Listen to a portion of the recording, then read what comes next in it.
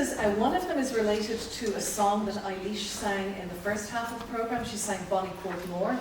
And there's an Irish language song which is very much related to it, called Peigí Ní Shléibhinn.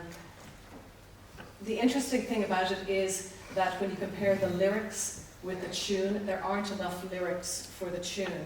And actually, when you look at it, you realise there's an instrumental tag at the end of each verse. And it's very much in a sort of 18th century European sort of variation, a beautiful little melody that comes at the end of each verse. And I'll follow that with a tune, and it's the very first outing for this tune for me. We have quite a famous harp song from the 18th century repertory called Tiarna Mhuigh Eo, the Lord Mayo, supposedly composed perhaps by David Murphy, a harper who had fallen foul of his lord and had to get back into his good books. So he waited until Christmas Eve, snuck in, and sang this incredible song to his lord, who kind of went, "Oh yeah, all right, I forgive you."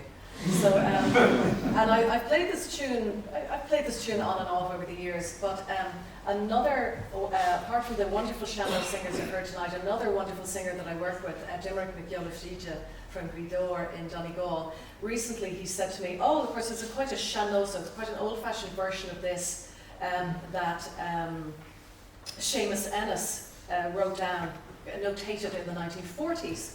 And so I looked for this piece. He notated it from, who's the fiddler? Frank Cassidy, the Donegal fiddler. And so it's will you hear, anybody who knows Lord Mayo, you might be interested to hear this variant, this sort of more seanlosa, this freer version of the tune than the version we're used to. So this is its very sort of first debut outing tonight. So Peigí Ní Shléibhinn agus Tiarna Mhuigh Eo.